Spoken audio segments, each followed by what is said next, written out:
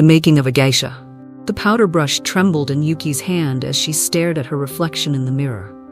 Or rather, at what remained of herself beneath layers of pristine white makeup. In 90 minutes, she would walk through the vermilion gates of the Jian district for the first time as a fully fledged geisha. But right now, in this narrow dressing room that smelled of jasmine incense and decades of dreams, she was caught between two worlds. The frightened 17-year-old girl she had been that morning, and the living work of art she was destined to become. The clock on the wall ticked with merciless precision. Each second brought her closer to a transformation that had taken 5 grueling years to achieve. 5 years of bleeding fingertips from shamisen practice, of memorizing ancient dances until her bones ached, of learning to walk in wooden geta so high they seemed designed to humble the proud. 5 years of becoming someone else entirely. Her okasan, the stern woman who had shaped her from raw clay into polished porcelain, stood in the doorway watching. "Remember, Yuki-chan," she said, her voice soft as silk but sharp as steel. "Tonight you die as a Maiko and are reborn as a geisha. There is no going back." Outside, the narrow streets of Kyoto hummed with anticipation. Tourists clutched their cameras, hoping to catch a glimpse of the mysterious figures who moved like living ghosts through the ancient district. They would see the painted face, the elaborate kimono worth more than most people's cars, the carefully choreographed grace, but they would never see what Yuki saw now in the mirror. The last moments of a girl saying goodbye to herself, preparing to disappear forever behind a mask of beauty so perfect it was almost inhuman. In 90 minutes, Yuki would step into a world where every gesture was poetry, every glance a carefully crafted performance, every breath a note in a centuries-old song. But first, she had to finish painting herself out of existence. The transformation had begun. You're 15 years old in modern-day Kyoto when everything changes. Not 7 like in the old days. Those times are gone. Now you've just graduated junior high school, and while your classmates are heading to high school, you're walking toward a different door entirely. Your mother found the Okiya's contact information online. Yes, online. This ancient world has email addresses now, though they prefer phone calls. The woman who answers speaks in careful, measured tones. "Can you come for an interview next week?" The Okiya sits tucked between modern convenience stores and traditional shops in Jian. From the outside, it looks like any other Machiya townhouse. Inside, it's a portal to another century. Tatami mats, paper screens, and the faint scent of incense create an atmosphere your iPhone can't quite capture. The okasan, the house mother, studies you with eyes that have seen hundreds of hopeful girls. She checks your posture, your voice, your hands. Not for beauty, despite what movies suggest, but for potential. Can you learn? Can you endure? Can you embody an art form that survived 4 centuries? You'll start as shikomi, she says, lowest level. You'll live here, work here, learn here, no smartphone, family visits twice a year. Think carefully. Your parents look nervous. This isn't the path they imagined for you. But something in the careful arrangement of the room, the quiet dignity of the place, calls to something deeper than teenage rebellion. You nod. I want to try. Dawn comes at 5 a.m., and it comes every day. No alarm clock needed. Your body learns the rhythm of the house. First task, cleaning. Every surface, every corner, every piece of woodwork in this traditional building becomes your responsibility. Modern buildings have vacuum cleaners. Traditional Okiya have you, a cloth, and endless attention to detail. You learn that dust is not just dirt. It's disrespect to the space, to the art, to the centuries of women who walk these halls before you. Your fingers crack from the cold water and cleaning solutions. In winter, the traditional heating barely touches the chill. You understand why the old ways shaped such discipline. Survival required it. Month 3 brings your first lesson in posture. Not sitting, kneeling. Seize a position for 30 minutes. Your legs scream, then go numb, then scream again. The teacher, a former geiko now in her 70s, watches without sympathy. Your back bends like a question mark, she observes. Geiko makes statements. Shamisen practice begins at month 6. The 3-stringed instrument feels foreign in your hands. The bow scratches across strings like fingernails on wood. Your teacher winces but doesn't tell you to stop. Play until your fingers bleed, she says. Then play until they callous. then play until you forget they exist. The music theory overwhelms you. Ancient scales, traditional melodies, the subtle differences between regional styles. You're not just learning to play, you're absorbing centuries of cultural evolution through your fingertips. Evening brings dance practice. Not modern dance, not ballet, but Nihon Buyo, classical Japanese dance. Every movement carries meaning. A turn of the wrist suggests wind through bamboo. A step forward indicates the changing seasons. Your body rebels against the constraints. Western culture taught you to move freely, expressively. Japanese classical dance teaches you to move meaningfully, purposefully. Every gesture must serve the story. Bedtime at 10 p.m., but your mind races. The day's corrections replay endlessly. Shoulders down, chin level, fingers together, breathe from your center. The litany of adjustments becomes your lullaby. Sleep comes on a thin futon in a shared room. No privacy, no personal space, no escape from the constant evaluation. You're being reformed, rebuilt from the inside out. 18 months in, something shifts. The air in the Okiya feels different on this particular morning in late autumn. The maple leaves outside have turned the deep crimson that signals the approach of winter, and with it, the most prestigious season for Geiko entertainment. You've been serving tea to the Okasan for what feels like the 1,000th time when she sets down her cup with unusual deliberation. The silence stretches. In the world of the Okiya, silence carries more weight than words.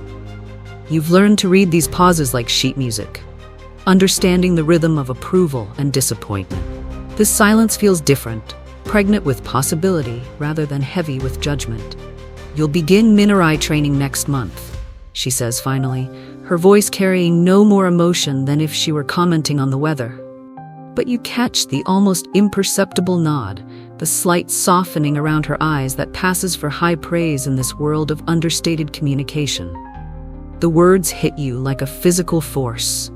18 months of scrubbing floors, of rising before dawn to prepare breakfast for 12 women, of practicing dance steps until your feet bled through your tabi socks.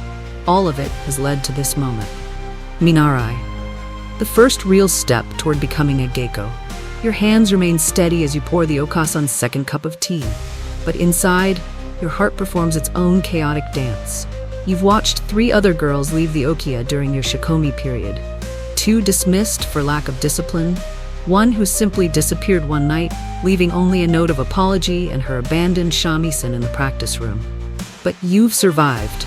More than survived, you've earned the right to learn by watching.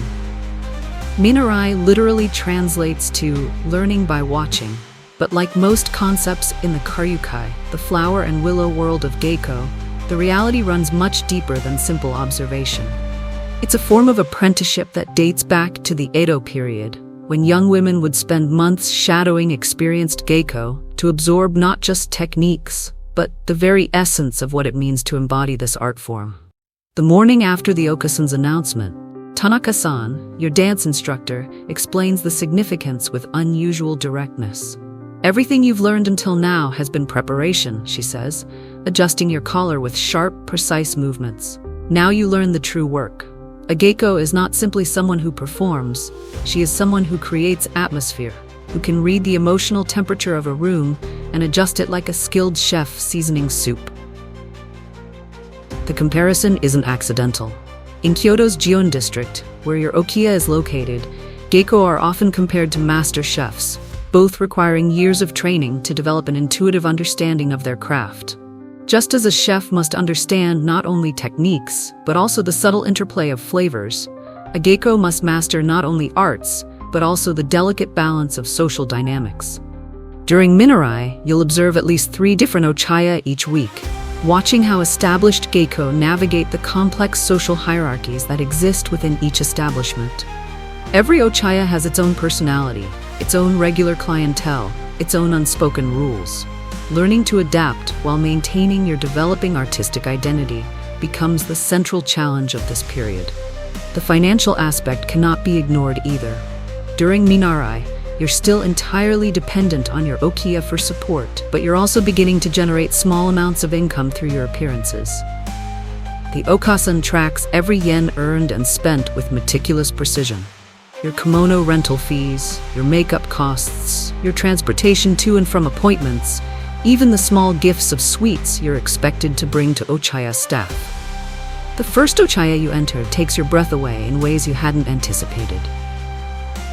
Ichiriki, one of Gion's most prestigious establishments, exists in a state of preserved elegance that feels like stepping through a portal into the Meiji era. The building itself is over 300 years old, its wooden frames seasoned by centuries of conversations, laughter, and carefully orchestrated entertainment. Paper screens, replaced twice yearly according to tradition, filter the November afternoon light into something golden and forgiving. The tatami mats beneath your feet are woven from rush grass grown specifically in Kyushu Prefecture, their subtle fragrance mixing with the lingering scent of expensive incense and the faint sweetness of aged sake. The guests you observe this first afternoon represent the upper echelons of Kyoto society. A telecommunications executive celebrating a major contract, 2 textile merchants discussing next season's kimono designs, and a visiting politician whose face you recognize from newspaper photographs. They sit in the formal seiza position, their expensive suits wrinkled from the unfamiliar posture, but their faces relaxed in ways that suggest this discomfort is a small price for the exclusivity of the experience. You're positioned in the corner designated for Minarai, close enough to observe every detail, but far enough to remain nearly invisible. This physical positioning mirrors your social status, present but not yet permitted to participate, learning through careful observation rather than direct experience. The geiko working this afternoon is Fumino-san, a woman in her early 30s who achieved full geiko status nearly 15 years ago. Her reputation extends beyond Gion. She's performed at the Imperial Palace and has been featured in international documentaries about Kyoto culture. But watching her work, what strikes you most is not her fame, but her absolute presence in each moment. When she pours sake, the angle of the tokuri, sake flask, never varies by more than a few degrees. When she laughs at a guest's story, the sound emerges at precisely the right moment to acknowledge wit without overshadowing the storyteller. Most remarkably, she seems to anticipate needs before they're expressed, refilling cups before they empty, adjusting the room's sliding doors to accommodate shifting afternoon light, even somehow knowing when to introduce new topics to prevent conversation from stagnating. See how she turns the cup, your supervising teacher whispers during a brief moment when the guests are distracted by a particularly animated discussion about sumo wrestling. See how she listens with her whole body? This is what 20 years of training creates. The cup-turning technique she's referring to is called Chado-style serving, a method borrowed from traditional tea ceremony but adapted for the Ochaya setting. Fumino-san rotates each sake cup exactly 1/4 turn before filling it, ensuring that any decorative elements face the guest. It's a detail that most patrons never consciously notice, but it contributes to the overall sense of being cared for with exceptional attention. The listening technique is even more subtle. Fumino-san's posture shifts almost imperceptibly depending on who's speaking. When the textile merchant discusses his concerns about changing fashion trends, she leans forward slightly, her expression conveying both interest and empathy. When the politician launches into what's clearly a well-rehearsed anecdote about his early career, she maintains polite attention while using subtle hand gestures to keep sake cups filled and conversation balanced. You begin to understand that being a geiko requires a form of emotional intelligence that goes far beyond simple social skills. It's more like being a conductor of a very small, very exclusive orchestra, where every gesture must serve the larger harmony of the experience. Your notebook, a small leather-bound journal that never leaves your obi, begins to fill with observations that would seem cryptic to an outsider.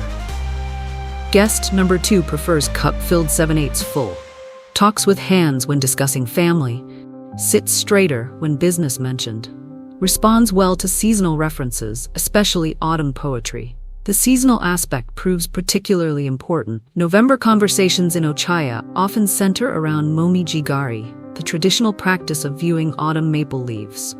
Fumino-san weaves references to the changing season throughout the evening, comparing the color of aged sake to golden ginkgo leaves.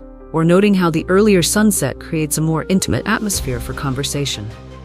These aren't casual observations, but carefully deployed cultural touchstones that connect the immediate experience to larger patterns of Japanese aesthetic appreciation. Learning to make these connections naturally, without seeming calculated or forced, represents one of the most challenging aspects of geiko training. Your first real kimono fitting becomes a ceremony unto itself, conducted in the okiya's formal dressing room under the supervision of 3 different specialists. The kimono selected for your initial minarai appearances is not the bright, elaborate furisode worn by Maiko, but a subtle creation in deep indigo silk with a pattern of silver cranes that only becomes visible under direct light. The choice isn't accidental. Minarai exist in a liminal space between student and professional, and their clothing must reflect this transitional status. Too elaborate, and they risk overshadowing the geiko they're meant to be observing.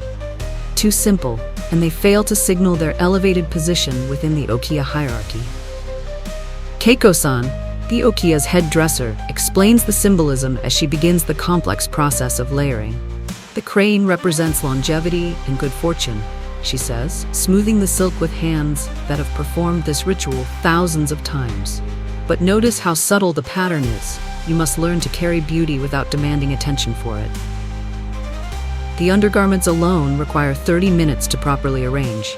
The harajuban, under kimono, is followed by the nagajuban, long under kimono, each layer adjusted to create the proper line and silhouette. The collar positioning is critical. Too high and you appear inexperienced. Too low and you risk impropriety. Hair preparation begins at 4 a.m. on the morning of your first formal minarai appearance. The process requires not only time, but also a level of physical endurance that surprises you. Maintaining the traditional positions required for proper hairstyling means spending 3 hours with your neck craned at uncomfortable angles while your scalp endures constant manipulation. Your own hair, grown specifically for this purpose during your 18 months as shikomi, must be long enough to create the traditional shimada style without requiring additional hairpieces. The process begins with a thorough washing using specially formulated shampoo that removes all traces of modern hair products, leaving your hair in its most natural, workable state. Hana-san, the okiya's hair specialist, works with tools that haven't changed significantly in 2 centuries. Wooden combs carved from boxwood, silk threads for securing complex knots, and countless hairpins forged from traditional metals. The base structure alone requires 47 individual pins, each one placed with precision that allows no margin for error. The shimada style you'll wear during minarai represents centuries of aesthetic refinement. Its proportions are mathematically precise. The height of the front section must equal exactly 1.5 times the width, while the back knot sits at a specific angle, designed to complement the natural curve of the neck when wearing formal kimono. Traditional hair ornaments, called kanzashi, are chosen to reflect both your status and the season. As a minarai, your kanzashi are more understated than those worn by Maiko, but more elaborate than the simple decorations of shikomi. November kanzashi often feature maple leaf motifs or chrysanthemum designs, each one handcrafted by specialized artisans in Kyoto's traditional craft districts. The white makeup application begins only after your hair is completely finished. The base, called oshiroi, is mixed fresh each morning from rice powder, water, and binding agents. Achieving the porcelain-like finish requires multiple thin layers, each one allowed to set before the next application. Sleeping becomes an art form that challenges everything you thought you knew about rest and recovery. The takamakura, a wooden pillow designed to preserve elaborate hairstyles, elevates your head at precisely the right angle to prevent disturbing your hair, while somehow allowing enough comfort for actual sleep. The learning curve is brutal. Your first week using the takamakura results in neck pain so severe that the okiya's house doctor prescribes special exercises to prevent long-term damage. But gradually, your body adapts to this new reality. You learn to sleep motionless, to wake without the unconscious stretching and movement that characterize normal sleep patterns. The preservation extends beyond just hair. Your makeup, applied with such care and precision, must last for up to 16 hours without touch-ups. This requires learning new facial expressions that don't crack the oshiroi base, new ways of eating and drinking that preserve the carefully painted lip line, even new patterns of speech that minimize movement in the lower face. Your first public appearance terrifies you in ways that 18 months of intensive training couldn't prepare you for. The misadashi ceremony, your formal debut as a minarai, represents the moment when you transition from invisible student to visible representative of 4 centuries of unbroken cultural tradition. The ceremony takes place at Yasaka Shrine, Gion's spiritual center, where you'll be presented to the community of Geiko, Ochaya owners, and regular patrons who form the economic and social foundation of the Karyukai.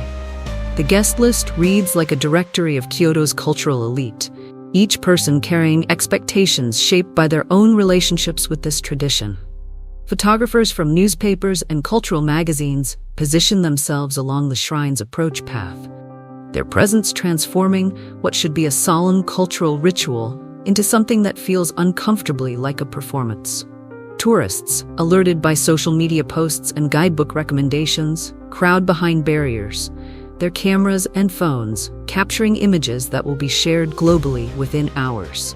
The white makeup for your misadashi is applied with even greater care than usual. Today's oshiroi must photograph well under harsh camera flashes while still maintaining the subtle gradations that create the illusion of porcelain skin in natural light. The red lip color, traditionally made from safflower petals, is applied in the classical style that makes your mouth appear smaller and more precise than its natural shape. Your collar positioning receives particular attention. The traditional exposure of the nape of the neck, considered one of the most sensual aspects of traditional Japanese beauty, must be precisely calibrated. Too little exposure suggests inexperience. Too much violates the subtle eroticism that makes this glimpse of skin so powerful. The kimono selected for your misadashi incorporates design elements that tell the story of your journey. The base color reflects your okiya's traditional preferences, while the pattern includes motifs representing learning, growth, and the specific season of your debut. Hidden within the design are symbols that only other members of the Karyukai will recognize, subtle indicators of your training lineage and artistic specializations. Enjoying the story? Like, share, subscribe, and click the notification button. As you prepare to leave the okiya for the ceremony, the okasan offers a final piece of advice that encapsulates everything you've learned during your transformation. Remember that you are not performing a role today. You are becoming what you have trained to be. The ceremony doesn't make you a minarai. The ceremony reveals that you already are one. The walk to Yasaka Shrine, less than 10 minutes from your okiya, feels like crossing between worlds. With each step, you leave behind the protected environment where mistakes were learning opportunities, and enter a realm where your every gesture will be scrutinized, photographed, and judged against standards maintained for centuries. But as your geta touch the shrine's ancient stones, you realize that your terror has transformed into something else entirely. A profound sense of connection to all the women who have made this same walk, worn these same clothes, and carried forward this same tradition. You are no longer just yourself. You have become part of something infinitely larger, infinitely more enduring, and infinitely more beautiful than any individual life. Your transformation is complete. Your real education is about to begin. At 20, you're no longer Minarai but Maiko, a dancing girl in training. The colorful kimono, the elaborate hair ornaments, the visible collar that marks your status. You're finally recognizable as what the world thinks of as geisha. The schedule intensifies. Dance lessons at 6 a.m., shamisen practice at 9 a.m., tea ceremony at noon, flower arrangement at 2 p.m., conversation and etiquette at 4 p.m. Every moment structured, every skill building toward the ultimate goal. Your first solo performance approaches. The dance you've practiced 1,000 times must now be perfect once. The shamisen player takes position, the audience settles, and for 3 minutes you become the embodiment of seasonal change, of love lost and found, of the eternal cycle of nature. The applause feels different from ordinary praise. It's recognition of something larger than your individual effort, acknowledgement of the tradition you're carrying forward. Regular clients begin to request you specifically. Not for beauty, though you've learned to present yourself beautifully, but for the conversation, the artistic skill, the ability to create an atmosphere where business stress dissolves into aesthetic appreciation. You develop signature moves, the way you pour sake, the angle of your bow, the precise timing of your laughter. These become your professional tools, as distinctive as a painter's brushstroke or a musician's phrasing. The debt accumulates steadily. Every kimono, every lesson, every meal has a price. The oki tracks every expense, and you begin to understand that your beauty is actually a business investment. You're not just learning art, you're becoming a commodity. Competition with other maiko sharpens your skills. Who gets the best clients? Who masters the most challenging dances? Who can command the highest fees? The traditional world operates on very modern principles of supply and demand. Your mother visits twice a year, as promised. She barely recognizes you now. The daughter who left was a modern teenager. The woman who greets her has been shaped by centuries of cultural refinement. You bow to her with the same respect you show to paying clients. Are you happy? She asks. The question surprises you. Happiness wasn't part of the calculation. You're becoming something, achieving something, perfecting something. Whether that constitutes happiness depends on how you define the word. Your eriki ceremony, the transition from maiko to geiko, happens at 25. The colorful kimono becomes subtle. The elaborate hairstyles become elegant. The visible collar that marked your apprenticeship becomes the white collar of mastery. Independence brings new challenges. You can now reject clients, set your own schedule, choose your own artistic direction. With freedom comes responsibility, and the full weight of the tradition you're now qualified to represent. Your first junior maiko arrives at the okiya. She's 15, nervous, and reminds you of someone you barely remember. You watch her clean the floors with the same dedicated precision you once brought to the task. Shoulders back, you tell her. The floor will teach you patience. Patience will teach you everything else. Teaching forces you to understand your own learning differently. You can perform a dance perfectly, but can you explain why each movement matters? Can you translate years of physical memory into verbal instruction? The economic reality becomes clear. You're not just an artist, you're a small business. Your reputation determines your income. Your skill determines your longevity.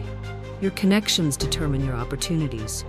You begin to specialize. Some geiko focus on dance, others on music, others on the art of conversation. You discover your own strength lies in creating atmosphere, the ability to make any gathering feel special, significant, memorable. Regular clients become friends of a sort. You know their business challenges, their family situations, their artistic preferences. They rely on you for more than entertainment. You become a confidant, a cultural interpreter, a bridge between their modern lives and traditional values. The smartphone ban lifts when you become geiko, but you rarely use it during work hours. The art requires complete presence, total attention to the moment. Technology disrupts the careful atmosphere you've spent decades learning to create. At 30, you're no longer the youngest geiko in your district, but you're finally fully formed. The woman who enters the ochaya moves with unconscious grace, speaks with practiced wisdom, and embodies an art form that has survived everything history could throw at it. Tourists still photograph you on the streets of Gion, but now you understand what they're really capturing. Not just a beautiful woman in traditional dress, but a living connection to Japan's cultural soul. You're not performing tradition, you are tradition. Your junior maiko graduates to geiko. Watching her erika ceremony, you remember your own transformation. The cycle continues, as it has for centuries, as it will for centuries to come. The question of marriage arises. Some geiko choose to retire and marry patrons. Others continue their careers and remain single. You realize that your choice will be based not on love or duty, but on which path allows you to serve the art most completely. On quiet evenings, when the last client has departed and the okiya settles into nighttime peace, you sometimes wonder about the girl who entered this world 15 years ago. She dreamed of beauty, of art, of transformation. You achieved all three, but in ways she never could have imagined. You became beautiful not through genetics, but through discipline. You mastered art not through talent, but through persistence. You transformed not your appearance, but your very essence. The mirrors in your room reflect a geisha at the height of her powers. But looking deeper, you see something more valuable than beauty or skill. You see a woman who chose to dedicate her life to preserving something precious, something irreplaceable, something that exists nowhere else in the world. Tomorrow will bring new clients, new challenges, new opportunities to perfect your craft. But tonight, you're exactly where you belong, a living embodiment of Japan's cultural heritage, a bridge between past and future, a geisha. The art continues, the tradition endures, and you, in your small but essential way, ensure that both will survive for the next generation to discover, to question, to ultimately embrace. What did you think of today's historical deep dive? If you're hungry for more stories like this, subscribe and hit the bell icon. And here's a question for you. Which historical period would you love to see us cover next?